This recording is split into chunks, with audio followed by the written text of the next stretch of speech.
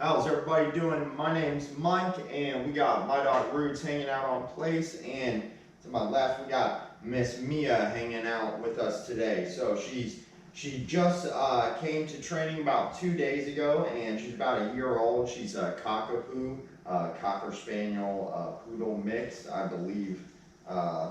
That's what she is. And like I said, she's been with me for 2 days, and she comes to me with the general issues that we see here with different dogs and owners. And what we see is, in general, the dog basically gets a lot of unearned affection. And like I said, this dog's a year old, so at 8 months, the dog becomes an adolescent, basically like a teenager. So what this dog has experienced her whole life is affection just for looking good. You know, I'm trying to sum it up the best way I can. A lot of these videos, I try to give all the viewers an overview of what's happening and how I approach training the dog, like how the dog's life was and how we're going to fix that. So what I want you to know is that, like I said, the dog's had a lot of unearned affection. You know, when I saw the owner with the dog, you can't be afraid to use the leash. I saw a lot of the dog was controlling the leash basically with her weight. You know, she's very small, so the dog would have the power to stop the owner on the leash from moving in the direction they want to move in. So basically what we're going to do with this dog is we're going to teach her basic obedience with a leash. That's one of the biggest things that people are usually missing, or even other trainers, they are not using a leash to train the dog. They're trying to use treats to teach all the things we teach, and we want to do it in an organic way. So we use rewards for the dog, but the reward will be my praise, right? And so when I want to encourage the dog, I'm going to reward her for the things I want. And when I don't want her to do something, I'm going to discourage her. What that looks like is the formula we use. We say no, then we give a correction, then direction. So say if I wanted her to sit, like if she wasn't, I would say sit. And if she didn't, I would say no, tug the leash, and then ask her to sit again. And that starts to imprint in the dog's head that, hey, when he says this word, this is what I need to do to avoid the correction. But of course, we show the dog what we want. We teach her before we start correcting her. So I show her the behaviors I want. And like I said, she's doing very good. She's only been with me for a few days, and there's a lot of issues in the home. They actually had to move homes because she was barking so much when the owner was gone. She has destroyed couch before, things like that, which is very typical of the dogs I see here. Basically, she's doing all the stuff that you don't want your dog to do. It's very difficult when you leave your home. You might come home with something very expensive destroyed, or just when the dog's stressed out. I mean, that's anybody who gives me their dog, they love their dog. So when the dog's barking and anxious when they're not home, they want to know how to get the dog to relax, because you don't want to see your dog all stressed out. And the way we do that, all these things I'm talking about are symptoms of the true issue. And the true issue is a lack of leadership, basically meaning the dog doesn't have a job. The dog needs to have a job in the home all the time.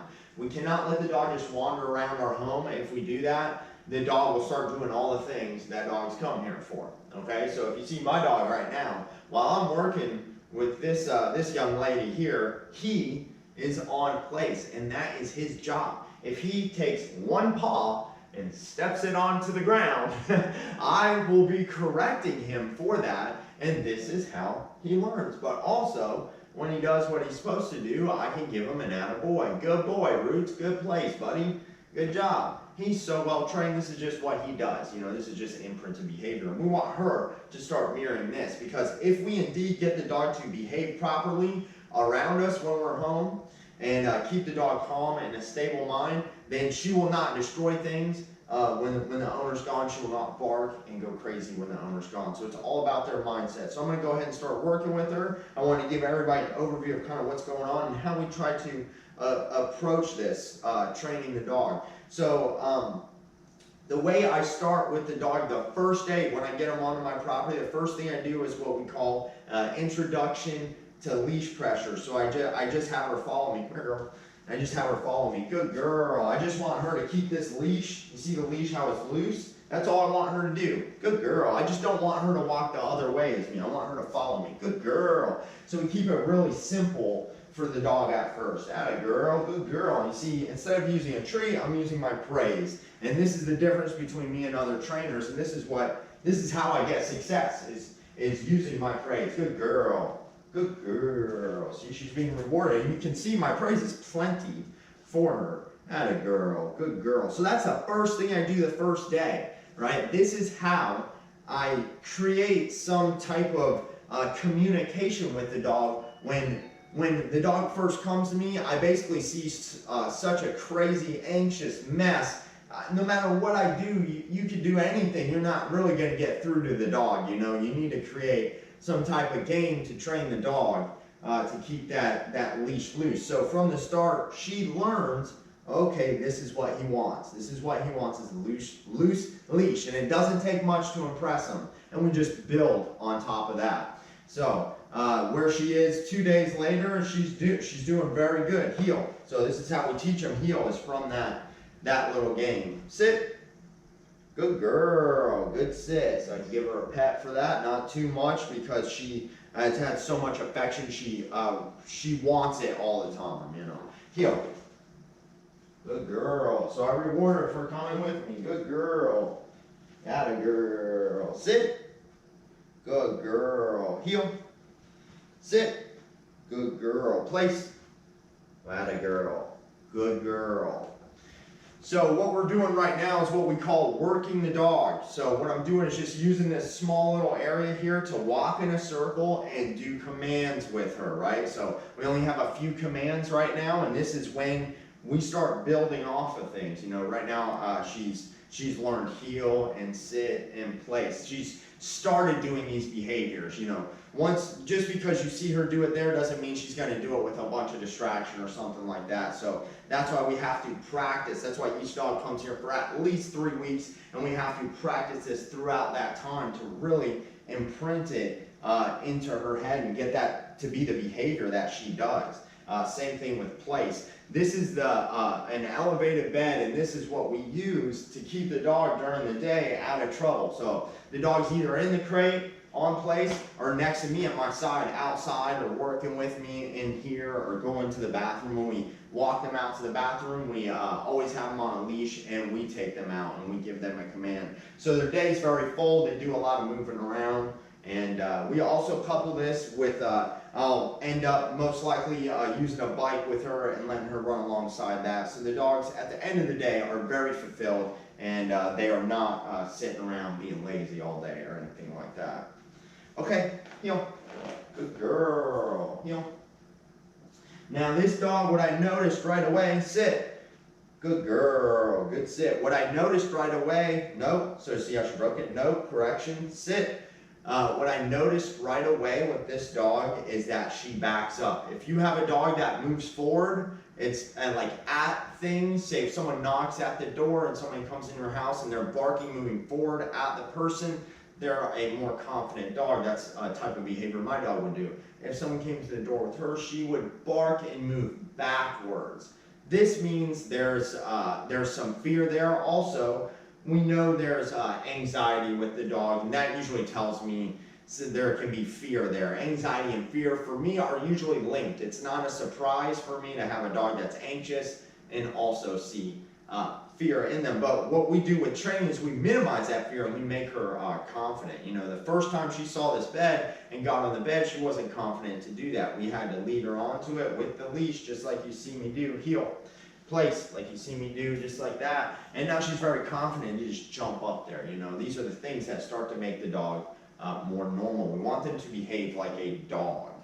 Okay, you know, when I say behave like a dog, we don't want them excited all the time. Sit. We want her like this. Good girl. Good job. We want her to mimic. Nope. Sit. So you see that? As soon as she broke the sit, right away, nope, clink, no correction, direction. That's how she's going to learn. That's why I'm getting this eye contact from her. And the timing right there is very important. That's one of the most important things I have to teach the owners is when she's sitting here, If we let her break that sit and 5 seconds later we tell her no, it does not click for her.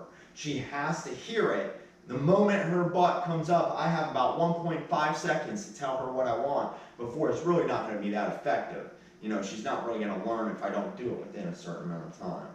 Good girl, good sit. I'm saying that to her because she opened her mouth.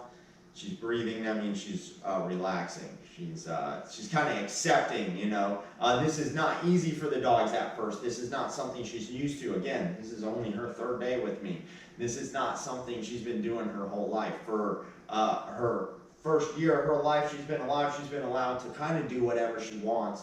And like I said, what we do to combat that is we give them the leash training, sit, we give them the obedience training, and we start keeping them in a stable mindset. And their mindset is what's going to make them behave or not behave when you leave the home, or bark or not bark when you leave the home. Okay, place. Good girl. And that's all we want, is a little success with the dog. Now, we don't say stay with the dog either. Good girl, good place. We repeat the word. So, for instance, if she was trying to come off of place right now, I would say place. I wouldn't say, stay. I would just say place. I repeat the command that I want. If you say stay, you're really saying stay on place. So it's more effective to just repeat the command. That will cut your communication down. Good girl. And I'm actually going to let her sit there. Just because I dropped the leash doesn't mean she can get off. If she were to get off, I would step on the leash, and that's how I would keep her from running away from me, and I would just lead her back onto place. And this is how you teach a dog and start to train them and get more of a calm, stable-minded animal.